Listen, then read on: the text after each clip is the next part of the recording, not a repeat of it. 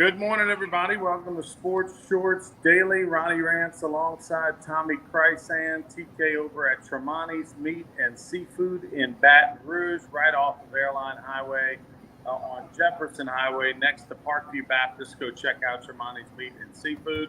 I'm coming to you from a closet unknown.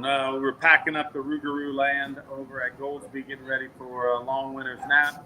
And of course, brought to you by Louisiana Sports Hall of Fame and our good folks over at the Bears Casino, where Thursday, Fridays, and Saturday nights, the Edge Lounge is the place to be beginning at 9 o'clock, really, is when the fun begins. It opens before then, but 9 o'clock is when the music and now the activities begin. Thursday, Friday, Saturday night, Edge Lounge on the casino floor at the Bears Casino. Today on Sports Shorts, we're going to talk about a little fight action over at LSU on Monday that got attention in the news. Some folks got thrown out of practice, but Tommy and I have some thoughts on that. Also, the New Orleans Saints, we heard a lot about Kareem Hunt coming to town. Maybe they would sign him. They have not. So they still have a running back situation that they've got to fill over with the New Orleans Saints. We're going to get a chance to see Derek Carr. We've now heard that he will play at least one series against the Kansas City Chiefs on Sunday at noon in the Dome. That's exciting because, we're going to get a chance to see him in a uniform outside of the Raiders uni. Also, in addition to that, some big Rougarou news. James Dillard is the new head coach of the Baton Rouge Rougarou. You think, well, James Dillard, I don't know that name. Why is that significant? Well, I'll tell you why that's significant. He has won numerous championships as an assistant and a head coach with the Brazos Valley Bombers, which is, kind of been the Yankees organization of the TCL for the last 16 years. They won more titles than anyone else. He's a high school coach over in Texas at a couple of big high schools he's been to. He's got tons of connections with college coaches in Texas and Oklahoma and on the West Coast. And he knows how the summer program system works. He's been in Alaska. He's been in the TCL. It is unlike what you think. It's about building that 30-man roster, getting players that want to commit for the whole summer, or if not, managing, when they come, when they leave, having that bench ready to go. So it's a lot of off-the-field stuff more than real baseball stuff. And we're excited to have James Dillard as a veteran coach in our league. We're excited to have a head coach in August. We haven't ever had a head coach this early prior to the season. So we're expecting the roster to be pretty special. The news of James Dillard, we're also excited because Josh Shelley, the 2023 TCL, Texas Collegiate League MVP from the Houma area, went to Vanderbilt Catholic High School, played junior college over in Alabama. He is back. We are signing him for next year. So we already got our coach and our returning MVP in place and infielder. So we're excited about the possibilities going into next season. What else is there? What else am I missing, TK? Well, no, I want to say I had a nice visit with James Dillard Monday at the press conference over at Phil's Oyster Bar. Appreciate those folks. I've met him numerous times as he came into the Goldsby Field, get the lineup call. Coach, how are you today? Oh, you got a number change, whatever. He's the real deal. I had a nice visit with him Monday before the presser, and he's good. And look, Josh Shelley, there's about 140 players in the Texas Collegiate League. He was the MVP in the first half of the season, MVP of the entire league. Dude can play. I've seen every Rougarou home game for 2 years. I've seen a handful of games over in Acadiana, and that dude can play baseball. He's going to go to a junior college, and hopefully one day he's got a shot to, have an opportunity in pro ball. I don't know if he can make the bigs, but he's that good. So I'm excited, like you said, the Rougarou in a good spot in August where they haven't been in this spot the last couple of years. So that's a good thing, and I'm already looking forward to next year. Also, we want to talk about AP baseball. They're chasing the Williamsport dream. Ended with a 5-3 loss to Needville, Texas yesterday. Close game. They had to tie in and go ahead run on the plate at the bottom of the last inning. Lost 5-3, but what a run. Memories for these kids, their families. The three coaches, Trent Tomplay, Scott Creel, and Austin Todd did a great job. And AP baseball got so much publicity. These guys played on the main platform of ESPN three times in Ascension Parish, They showed the jambalaya being cooked. I mean, it was a big thing for the parish and for this program, and certainly for these kids and their parents and families and the whole AP baseball family. There's over 1,100 kids in that program. There's already 700 signed up for fall ball this year. So I mean, it's making its mark, and hopefully good things will continue to happen. A lot of people, I got 300 volunteer coaches in that program, Ronnie. So a lot of people making that happen. So we give a big shout out to them, and they've laid the bar. They've set the bar for future Ascension Parish teams. Also, Greg Sankey, the SEC commissioner, was on the Paul Feinbaum show. Not wild about the Feinbaum show, but sometimes when it's a good guest, I'll check it out. He basically said the SEC is not interested in going above the 16 teams that they have right now, and not interested in that. But he left that little crack in the door, like at this point in time, which means that could change 12 months from now or 24 months from now. But I think he's set to be where he is in the SEC, and of course, with LSU practicing the fight the other day, I don't have a problem with that. Coach Kelly was mad, which he's got to be mad, right? If they fight, send a couple of guys in the locker room. Can't have that anymore. It's 100 degrees. They've been banging each other's brains in. I got no problem with a little fisticuffs, little fight. Now, if it happens again, then you go, okay, why did this happen again? So I don't have a problem with it. Some people reacted to it. Then the coaches' preseason poll came out. LSU's number 5. Their first opponent, Florida State's number 9. I'll give you the top 5. Georgia 1, Michigan 2, Alabama 3, Ohio State 4, LSU 5. So plenty to talk about with that as well. So Tiger football is getting closer. At least this year, Florida State and LSU are each other's opening day opponent. It was if you saw last year how awful LSU looked being in their first game, but it was Florida State's second game in the Dome. They opened up with a cupcake at home the week before, but it got them a live scrimmage, got them knowing, special teams, how to block on special teams. So I'm curious to see. I'm sure LSU's going to play much better this time around than they did last year because they know the issues that they're going to have, right? They're going to emphasize special teams probably a lot more than they did a year ago to make sure the snapping and the blocking and the alignments and all those things are correct. But it is still the very first game of the year, Tommy, so probably not going to be the cleanest thing in the world. And that's kind of a bummer. I mean, I know why they do it. They play that first game of the year because it's a holiday weekend and they got the sponsorships and it's a big, it's the kickoff game. But it's, there's going to be when LSU plays Arkansas in 3 weeks later, it's going to be much better. Well, and here's the thing. It's a Sunday night game on ABC TV, national audience. There's no other college football game. It might be one earlier that day, but there's no other game that night. So it's a chance for LSU to further the brand that got magnified so much by Kim Mulkey and Jay Johnson. Just further the brand of LSU football, Brian Kelly's team, and of course just LSU as a whole for all of its athletic department. So it's a big thing. And I did look it up. One of the guys works here at Tremonti's asked me, last year Florida State was a 1.5 favorite in that game in the Dome. Obviously, missed extra point. They didn't cover because they only won by 1. This year, as of now, LSU was a 3-point favorite. Now it's 2.5. Now, as the coming weeks get on, we're going to talk lots about point spreads and futures bets and over and under totals on the game. But right now, LSU 2.5-point favorite in Orlando on that Sunday night. Quick note. Right now, Alabama's a 7-point favorite over LSU at Tuscaloosa in November.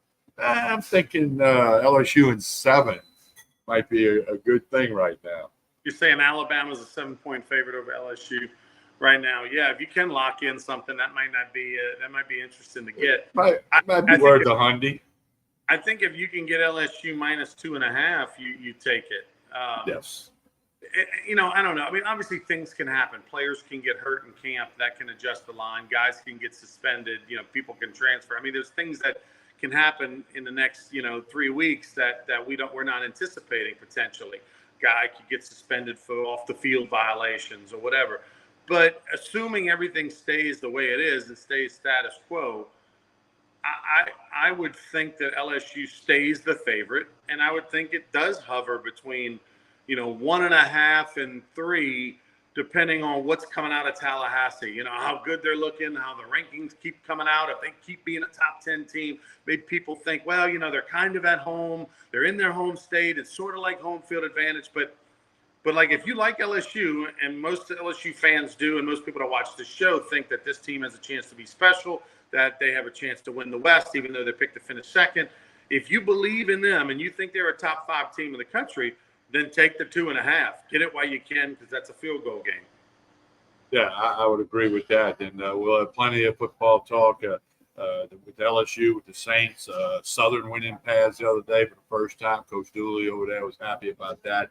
Southeastern's ranked 15th in the preseason poll in their division, and they're a defending conference champ. So it should be a lot. Coach Gary Goff got a lot of excitement going for McNeese football. So it's going to be a good time when football gets here. And as we always say, don't forget the high school guys. They're already working hard. There'll be a lot of, go out and support your high school football team, your old school, or your neighbor's kid or whatever. I'm looking forward to high school football as well. Speaking of, you mentioned AP baseball a minute ago. I wanted to say, something about AP baseball. Like the game that happened on Monday, I guess it was, when they were down 7-0 going into the 6th inning. Well, 7-2 going to the 6th. 7-0 at one point. 5th inning, they had the bases loaded, 2 outs, AP's batting, and a kid drops a foul ball about 3 feet into foul territory down the right. Just a lazy foul ball, nothing where he had to dive or anything like that. He just ran over there, hit his glove, and dropped it. And you thought, okay, nothing of it at the time. I mean, it's 7-0, bases are loaded, 2 outs, no big deal. Well, the very next pitch, guy gets a bullet base hit up the middle. They score 2, and then that's it. So it's 7-2 going into the last inning. All right.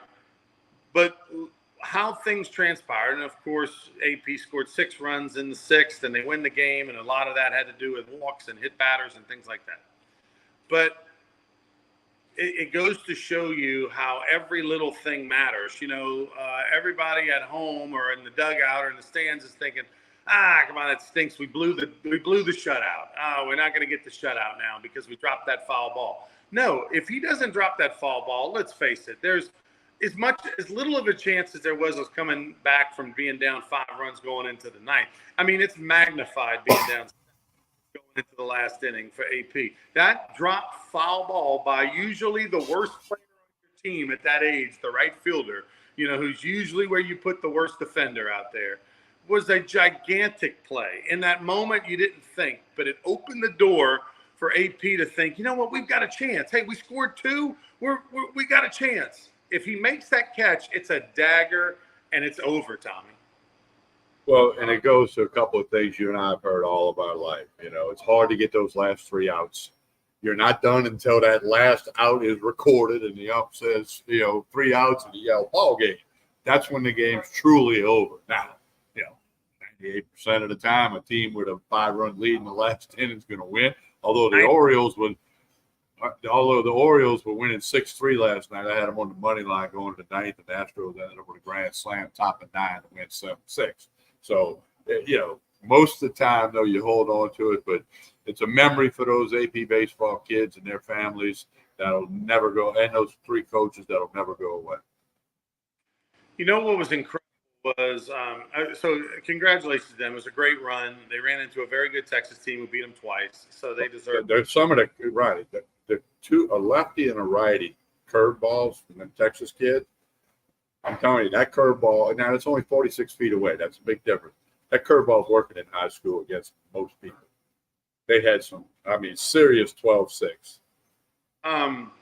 So I want to talk about Major League Baseball for a minute, because there was a story that came out of Baltimore where their play-by-play man was suspended, taken off of a TV broadcast. Now, I don't know what's transpired in the last 24 hours. I haven't been on Twitter and all that, other than I've seen tremendous comments and reaction negatively towards the ownership, the Angelos of the Orioles.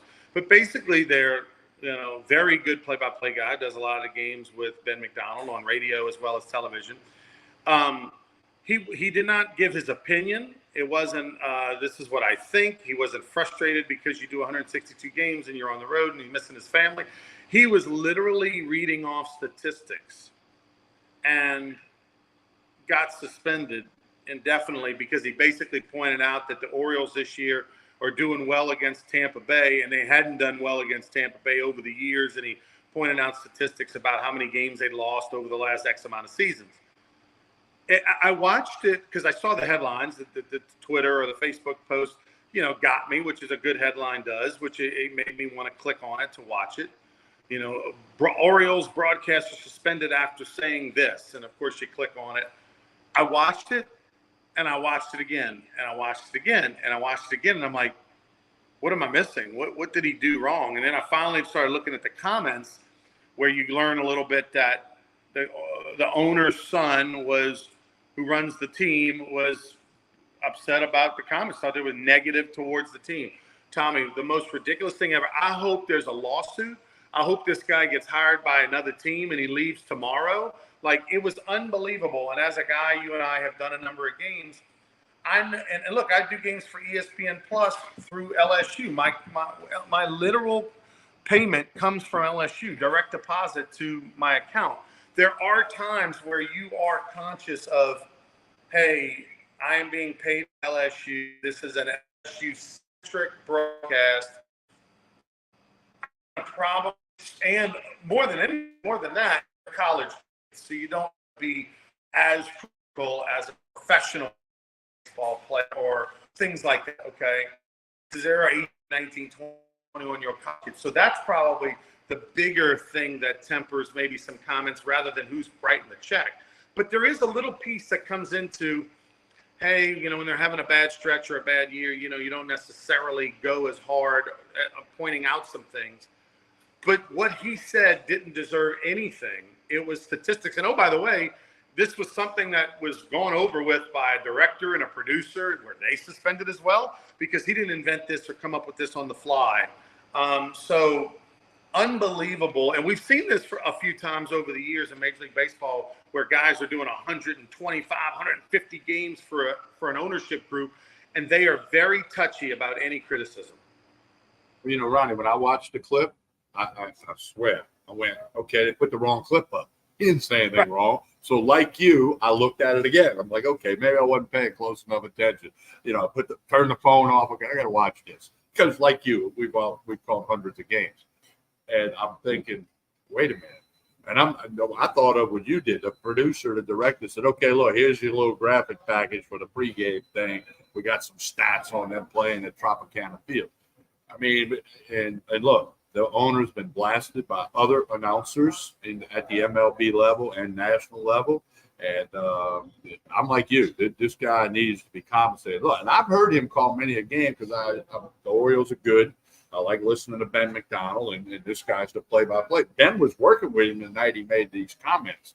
So that's just ridiculous that the owner would do that. And what's worse, Ronnie, they're having a great season. They lost 110 games last year. They're having a great season. Their fans are excited. They're selling tickets. And then the owner does this. I mean, that's just – now, Dan Patrick reached out to Orioles GM and owner and to the guy that Brown, the guy that made the comments, to see if they would come on the show to Al Decline, after that thing happened. And that's one of them things like, dear owner, you made a huge mistake and it's going to cost you, not this announcer. Yeah. He also does he does college basketball. I mean, he's not just the Orioles guy. I mean, he's a national sportscaster who, that major problem. I get it. When you're an owner and you hire a play-by-play guy, and I get it. Some people are more sensitive than others. They can't take, but again, I go back to he did not say his opinion. He didn't say this team stinks or whatever. He read off, hey, I don't remember this graphic, but it was he said they were 0-15-1 their last 16 series at Tropicana Field, but this year they were about to turn that back into the right direction. They're going to win a series. That's all he did. It's no different than saying, the guy was hitting 322 last month, or he's down to 222 this month. all you're doing, baseball's a numbers game and stats game anyway. Stats are a part of every baseball broadcast. I don't care. When AP Baseball's broadcast the other day, stat, he's 0 for 1 today. Team has made one error. That's what baseball is all about.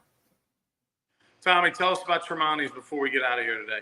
Hey, lunch special today is lasagna. You're putting together all the tailgate party packages. If you're tailgating for high school, college, or for the Saints, or you're having a party at your house, or you're going to somebody's house to watch the game or many games, tailgate and party packages, Tremontis.com. Again, lasagna is the lunch special today. All the whiskey and wine, load up for the football season because it's basically here. Send when you hit the knees tonight, send a little prayer up to our boy Mike Tremonti over there. He needs your prayers right now. Not doing well, and that's all we'll say about that. But just keep him in your thoughts and prayers. We can all use it. Tommy, you and I'll be back on Friday morning.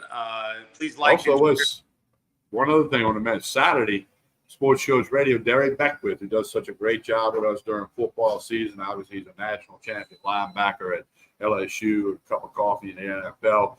He'll be joining us in the second hour Saturday. We'll be at the LeBears Casino at the Barstool Sportsbook. So come on out and join us. Football season's here. Come get those futures bets, get that LSU stuff down, and sit around, and you can hear us in the Barstool Sportsbook when we do the show. So come on out and join us, and we're looking forward to Derry joining us in hour number 2 via the phone on this Saturday. He's going to be a regular during football, correct? Yep. Yeah. So, and Hunter McCann will be away from the microphone today, but you and I and Joel Davis and Derry, we'll put it on to people.